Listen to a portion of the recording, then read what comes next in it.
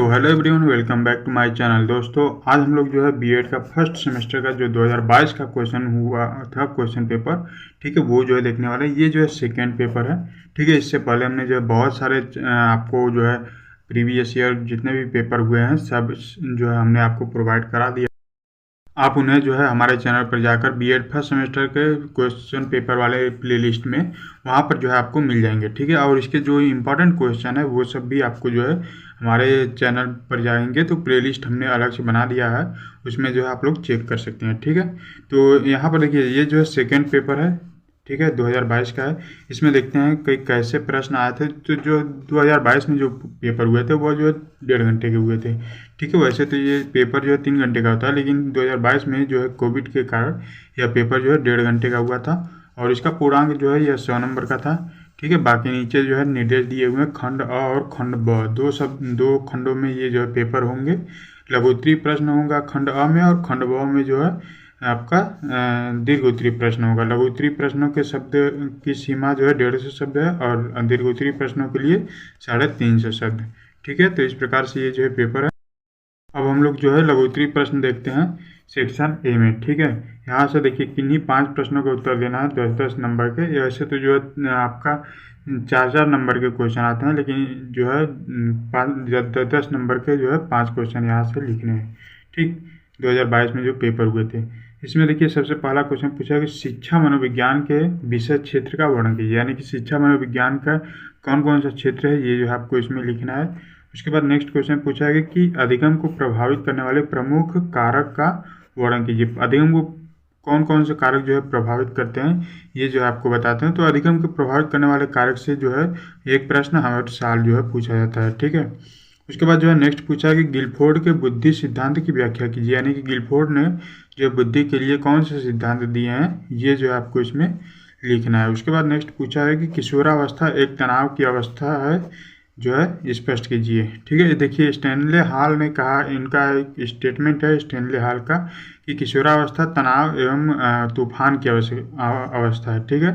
तो इसमें यही जो है दिया हुआ है कि किशोरावस्था एक तनाव की अवस्था है, इसी को जो है स्पष्ट कीजिए, स्पष्ट करना है, ठीक है। उसके बाद जो है नेक्स्ट देखिए पूछा है कि पियाजे के संज्ञानात्मक विकास के सिद्धांत को स्पष्ट करना है, ठीक है, स्पष्ट कीजिए। तो पियाजे ने जो संज्ञानात्मक विकास के सिद्धांत दिए हैं उसी को जो है स्पष्ट करना है, ठीक है। उसके बाद देखिए यहाँ पर नेक्स्ट पूछा है कि अधिगम स्थानांतरण के प्रकारों का वर्णन कीजिए, ठीक। अधिगम स्थानांतरण देखिए होता क्या है, जब किसी भी एक विषय का ज्ञान दूसरे विषय के ज्ञान के लिए जो है सहायक साबित हो तो वह जो है अधिगम का स्थानांतरण होता है, ठीक है।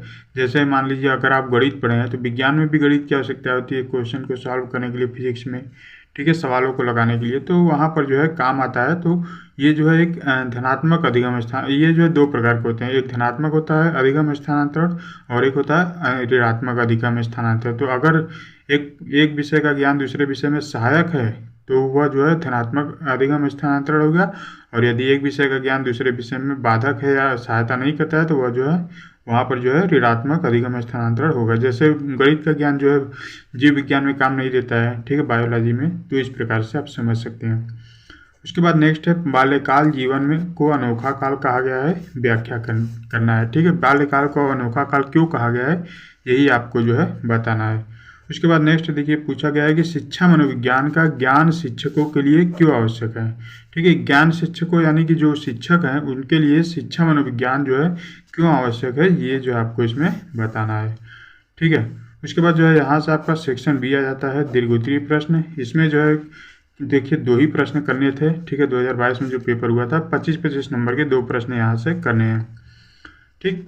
तो इसमें देखिए 5 प्रश्न है, 5 में से कोई भी 2 प्रश्न आप कर सकते हैं। सबसे पहला प्रश्न है कि शिक्षण के स्तर से आप क्या समझते हैं, शिक्षण के किन्हीं 2 स्तरों को उदाहरण की सहायता से स्पष्ट कीजिए, ठीक है। शिक्षण देखिए जो शिक्षक जो पढ़ाते हैं उन्हें जो है शिक्षण कहते हैं, ठीक है। शिक्षण के स्तर देखिए 3 होते हैं, शिक्षण से पूर्व की अवस्था यानी कि पढ़ाने से पहले आप क्या तैयारी करेंगे, और शिक्षण की अंतर क्रियात्मक अवस्था यानी कि पढ़ाते समय आपको किन बातों का ध्यान रखना चाहिए, और एक होता है शिक्षण के बाद की अवस्था यानी कि शिक्षण पढ़ाने के बाद आप क्या करेंगे।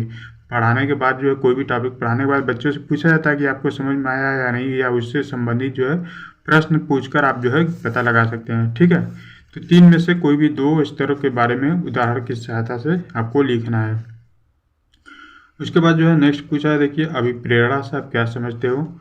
एक अध्यापक के रूप में अपने विद्यार्थियों को अभिप्रेरित कैसे करेंगे, यानी कि अभिप्रेरणा। देखिए अभिप्रेरणा शब्द आपको यहाँ पर अगर ना समझ में आए तो आप देख सकते हैं what do you mean by motivation. ठीक है, मोटिवेशन को ही अभिप्रेरणा कहते हैं, यानी कि किसी भी कार्य को लगातार करने की जो मोटिवेशन जो बनी रहती है, अभिप्रेरित जो होता है अभिप्रेरणा, उसी को जो है अभिप्रेरणा कहते हैं। ठीक है, उसके बाद जो है नेक्स्ट क्वेश्चन है, देखिए क्या पूछा है। देखिए यहाँ पर जो है आपको हो सकता है ना दिखे, मैं आप पढ़ रहा हूँ, आप जो है समझिएगा।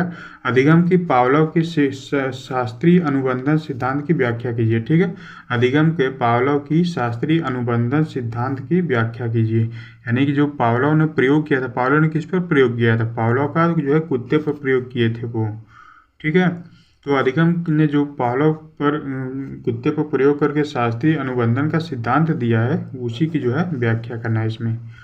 ठीक है, उसके बाद नेक्स्ट क्वेश्चन पूछा है कि समायोजन से आप क्या समझते हैं। सुसमायोजित व्यक्ति का लक्षण बताइए।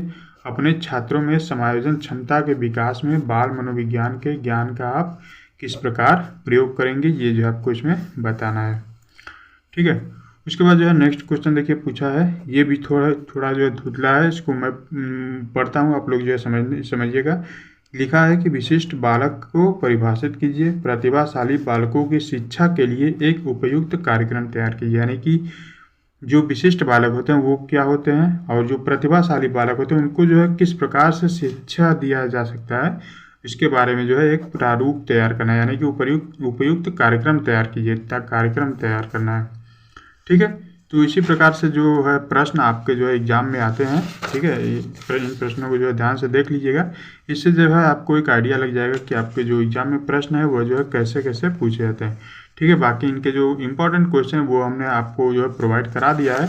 आप लोग चैनल पर जाकर विजिट कर सकते हैं, वहाँ पर जो है इंपॉर्टेंट क्वेश्चन वाले जो है प्ले लिस्ट में जाएंगे तो वहाँ पर जो है आपको सारे क्वेश्चन मिल जाएंगे। ठीक है, तो आई होप कि आपको अच्छे समझ में आएगा। और वीडियो को जो है लाइक कर दीजिए यार, आप लोग जो है लाइक नहीं करते हैं, है ना। तो आप लोगों के लिए हम देखिए पेपर वगैरह जो है लाते रहते हैं, आप लोगों को प्रोवाइड कराते हैं, तो कम से कम लाइक तो कर ही सकते हैं। ठीक है, लाइक करने में कोई आपको कुछ लगता है नहीं, पैसा नहीं लगता है, लेकिन हमें जो है थोड़ा सा मोटिवेशन मिलता है और हम आपके लिए जो है अच्छे अच्छे क्वेश्चन जो है कराते रहते हैं। ठीक है, और इस वीडियो को जो अपने दोस्तों के साथ भी शेयर कर दीजिएगा ताकि उन्हें भी इसका लाभ मिल सके।